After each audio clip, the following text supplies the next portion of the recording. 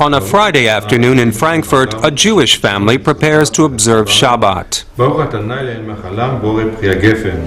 At about the same time, in the Capuchin Church in Frankfurt city center, the priest celebrates Holy Mass.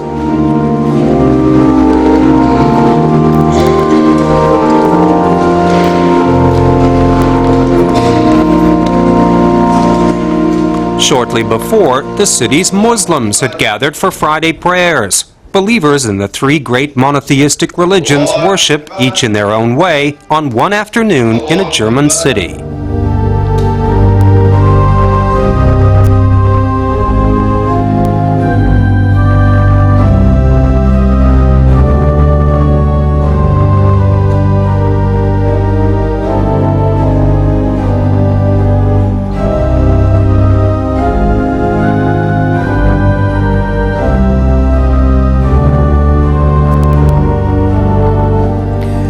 The three monotheistic world religions are part of the circle of my inner existence. Firstly, because I'm a theologian. Secondly, and there's no reason to hush it up, I've had to suffer a lot since my childhood.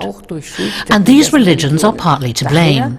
So I've made it my highest credo, whether in preaching or in teaching, to live and let live. In other words, no mixing of doctrines and no syncretism, that is, no half-baked attempts to reconcile them. Each religion has its own path to God as it understands that path. One takes a highway, one a forest path, another a great sea voyage. Let each one take its own way, as long as they support each other and flourish in peace with no syncretism.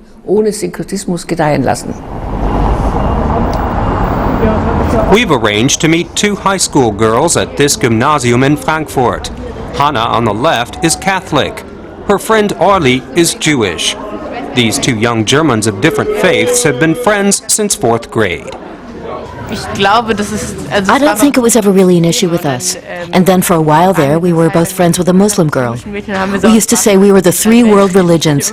I think that was the only really conscious expression of it. Actually, I've known since 5th grade that she was Jewish, mainly because she wore a Star of David on a little chain around her neck. Besides, we've often talked about it in class, so everybody in class knew somehow or other.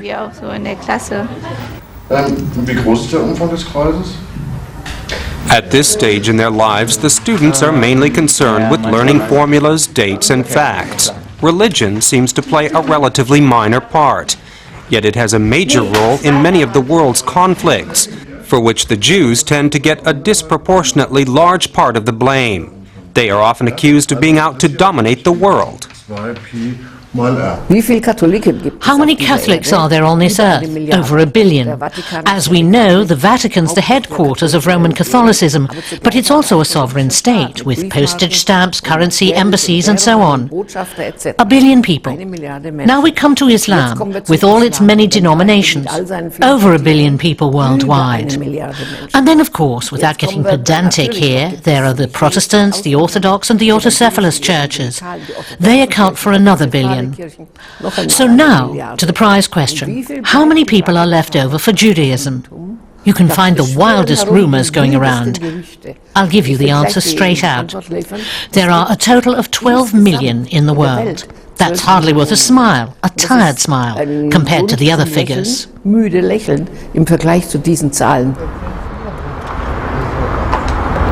Orly accompanies her grandfather to the Jewish cemetery. It's a haunting reminder of the tragic history of Jews in Germany.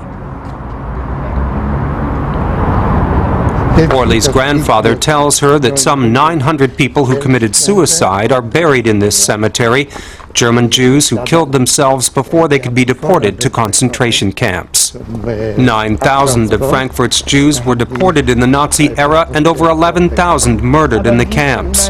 Only about 160 survived the Holocaust. Orly's grandfather can't say why the Jews have been held up as the boogeyman so often by people of other faiths. Is it because of fundamentally different conceptions of God? And what does it mean that the younger Semitic religions depend on the tradition of Judaism, the world's oldest monotheistic religion? It means a great deal because the Christians, all of them, and the Muslims, though indirectly, are aware that the Jews were their elder brothers, so to speak, whether they admit it or not. They were the eldest. They were there first.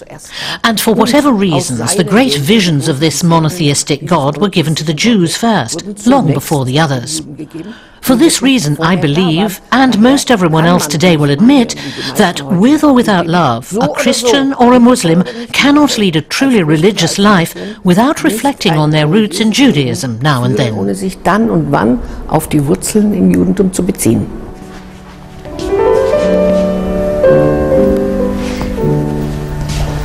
Hannah and her mother both like to go to one of Frankfurt's many churches, and not only on Sunday.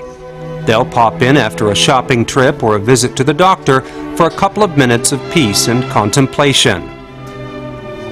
16-year-old Hannah sees the rituals as more than just mechanical routine.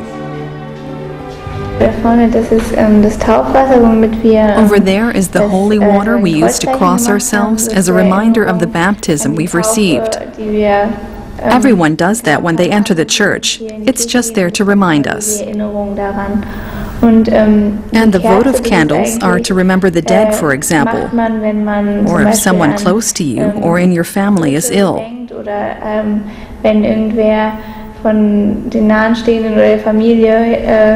When you light a candle for someone, it means light and warmth.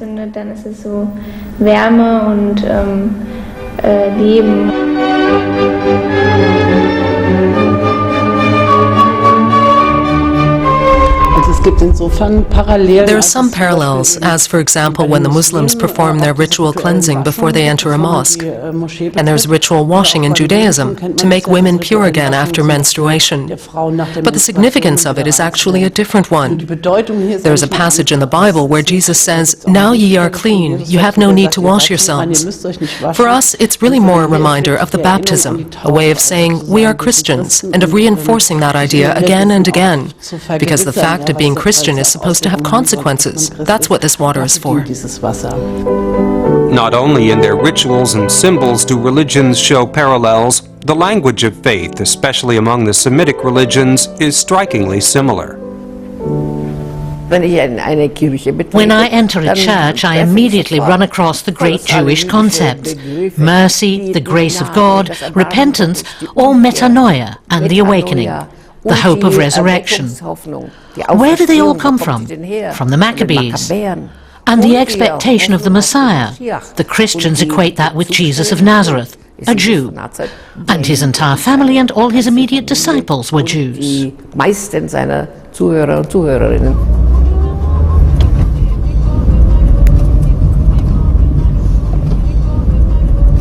I was born in Frankfurt. My parents came here from Iran about 20 years ago. They came here to study, and so I've got both citizenships, Iranian and German. And I feel that I'm both, but I am a Muslim. 19-year-old Milad is quite aware of the long-standing tensions between Muslims and Jews, whether in the Middle East or in Germany. But he doesn't let that affect his personal friendships, with Orly, for example. Orly would like to find out a bit more about the unfamiliar religion of Islam. The first thing she learns is the ritual a Muslim performs before picking up the Quran. Als erstes fängt man an. You start out by washing your hands, first the right, then the left, 3 times, like this. Once, twice, 3 times, and then your wrists. Then you rinse out your mouth 3 times.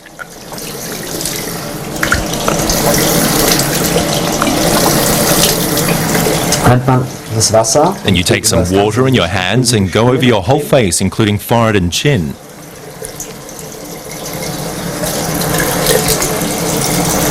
And then you're actually supposed to take some water through your nose, but we'll skip that for now.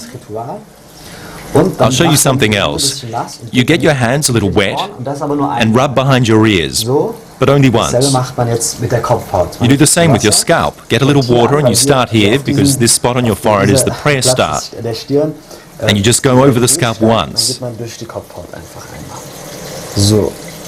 Und dann Next, come your arms, including your elbows, starting on the right, also 3 times.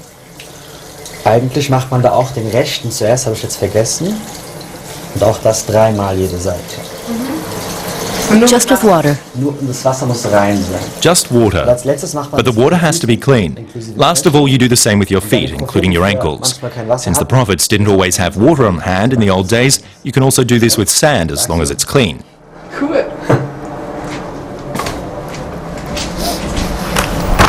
Ich habe den Koran I brought along the Quran as promised. Would you like to hold it?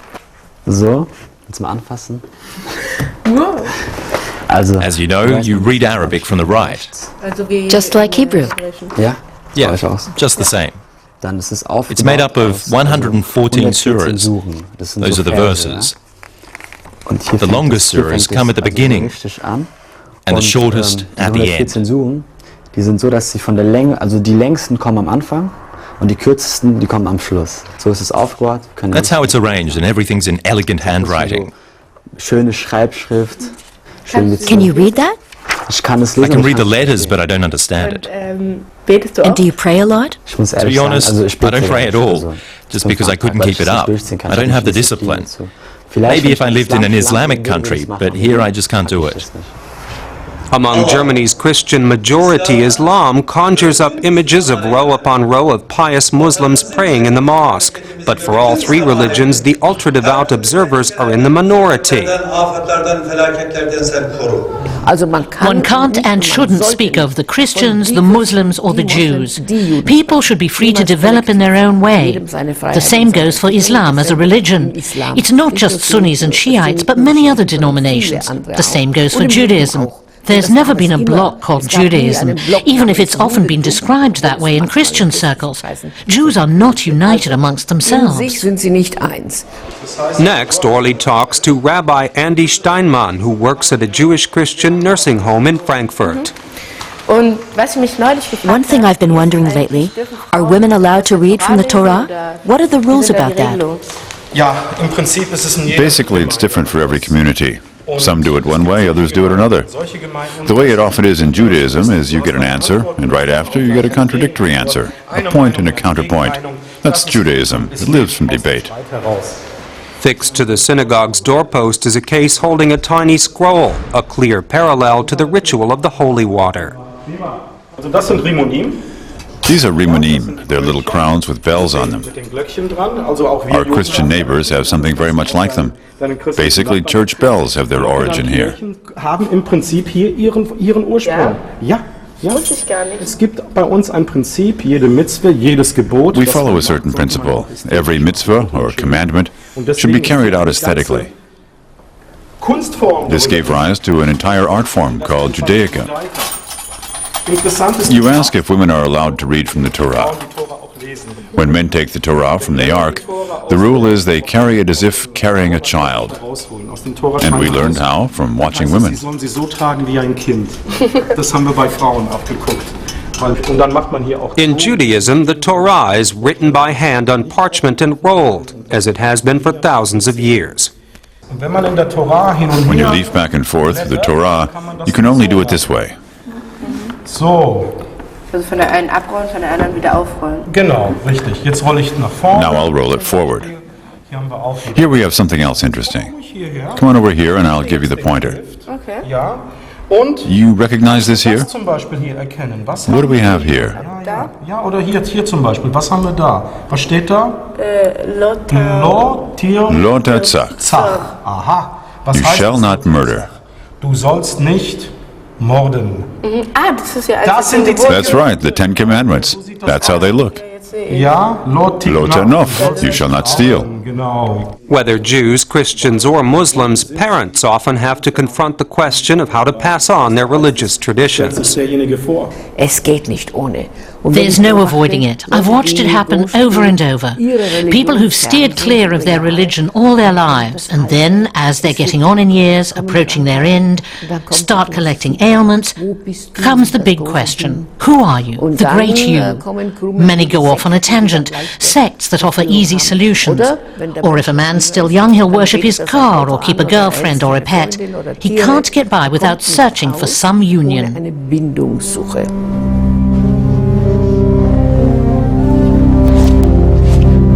Ever since Hannah was born, her mother has let her know that beyond the love of her parents, her faith offers a secure refuge.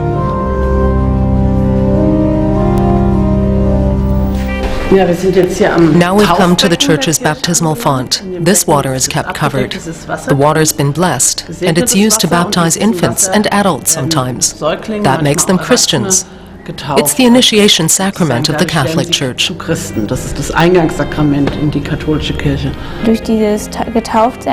Being baptized gives you a feeling of belonging here.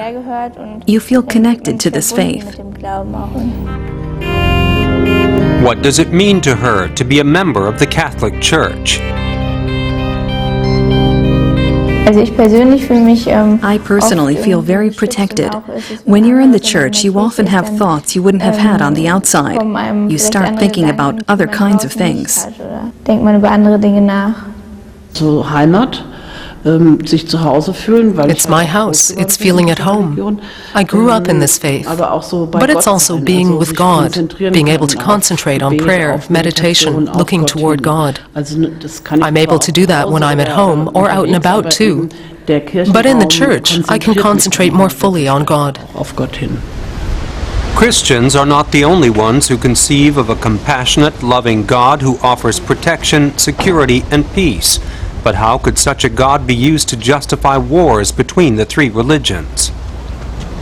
Der Begriff Wahrheit, der einem immer The concept of truth that's always being cited everywhere has led to so much bloodshed in the history of religion. But as I see it, every religion ought to be left in peace with its own approach to the divinity it believes in, just as long as it leaves the others alone to go their own way. Every religion has its truth. In my opinion, there's no all-encompassing truth. It's much too big. What do we know of the Milky Way, or of all the wonderful little microorganisms and bacteria underwater? That's all a part of this truth. We know nothing of the great truth of God, so there's no way I can say I'm fighting for God's truth.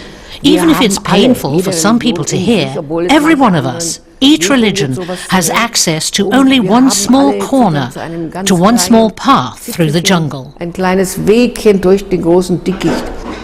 Orly's family prepares for a little celebration, one that's held in Jewish households once every week to ring in Shabbat. By tradition, only the women are busy in the kitchen on a Friday afternoon. Shabbat comes from the word Sheva, which means 7 in Hebrew. This was the seventh day, the day of rest, like Sunday for Christians. Shabbat is actually on Saturday. That's the seventh day of the week for Jews. Jewish holidays always start the evening before. The idea of Shabbat Eve is that you bid welcome to Queen Shabbat, the special day with a special meal, and you treat yourself to better food and a little bit more of it than on every other weekday. In fact, Shabbat comes with strict prohibitions and commandments. Jews may not work, use any tools, or even walk more than 1,000 steps on that day. Now, very few Jewish families actually keep all 39 prohibitions, but they do observe the rituals.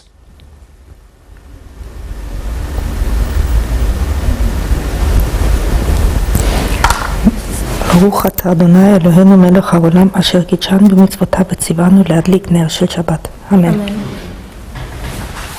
This is how Shabbat begins. After this, we can't do any kind of work.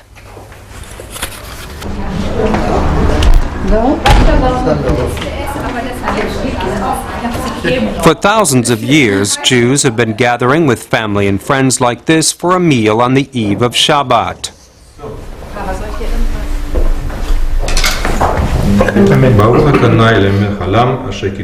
The man of the house recites the Kiddush over a goblet of wine before the meal. Jesus must have sat down to the Last Supper with his disciples this way.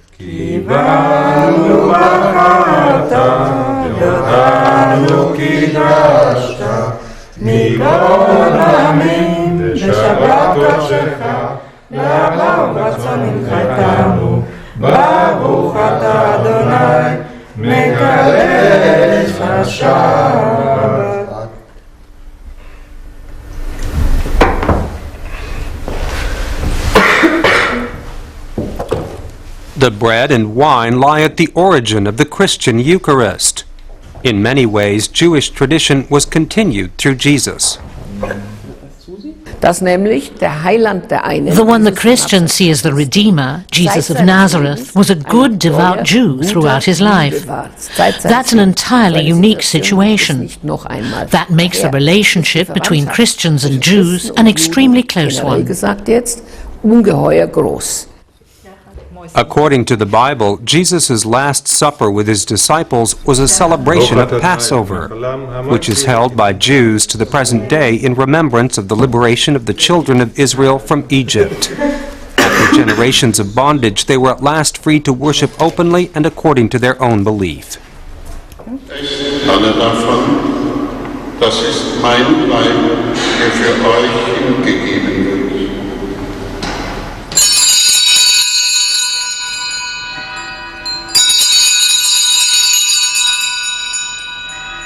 To Christians, the Last Supper is a reminder of Jesus' self-sacrifice and crucifixion, also a kind of liberation from sin.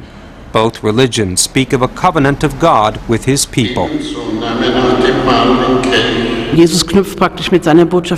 Jesus picks up on this idea with his message directly when he says, "I'm your Redeemer. I'm the one through whom this covenant is finally sealed." As the Son of God, he gives his life for mankind. That's a very strong connection to Jewish beliefs and tradition. Jesus was also a Jew and very deeply rooted in that tradition. So the tenets of Christian faith owe a great deal to their Jewish sources. Each follower can take part in the greater glory in their own modest way. Conflict and strife seem to arise whenever someone claims to know with absolute certainty what God wants. God is the most heavily charged and blood-stained word in the human vocabulary. Everybody fights for him and against him and with him. Kaiser Wilhelm had "God punish England" inscribed on his soldiers' belts, for instance. Everyone's abused the concept of God, and still we can't get by without him. None of us. It may very well be easier to open a dialogue with atheists than between followers of different but related faiths. Milad cites an example. He's a Muslim who plays soccer for a Jewish club. He admits that when he first started some years ago, it wasn't easy for him to put on the jersey of a Jewish side. It wasn't easy because it was a bit uncomfortable for me to run around with the Star of David on my chest, because I'm not a Jew. I don't think a Jew would like to run around wearing an Allah sign either, but the spirit in the side was just so good, and I got along so well with the Jewish players. I've also got a lot of Jewish friends, so it wasn't a problem for me. Some players for the club are Christians or even atheists. Soccer evens the playing field for people of all faiths. Religious differences no longer have any meaning here.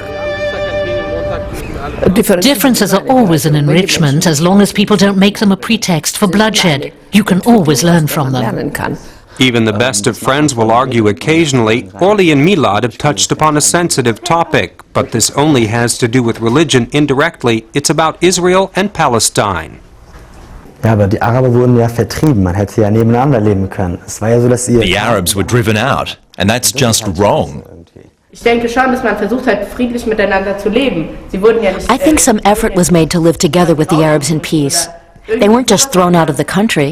But at some point, that business started with the Palestinians throwing stones because they just couldn't get along living in one state. You can't tell me it was the Jews who started the fighting. But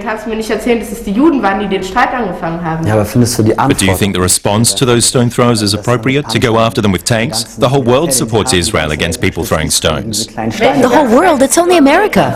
Yeah, America stands for the world. It's the strongest power in the world. In spite of that, we're friends. It's better if we just don't talk about that subject. It's too bad. But we can't talk about it because it gets so emotional.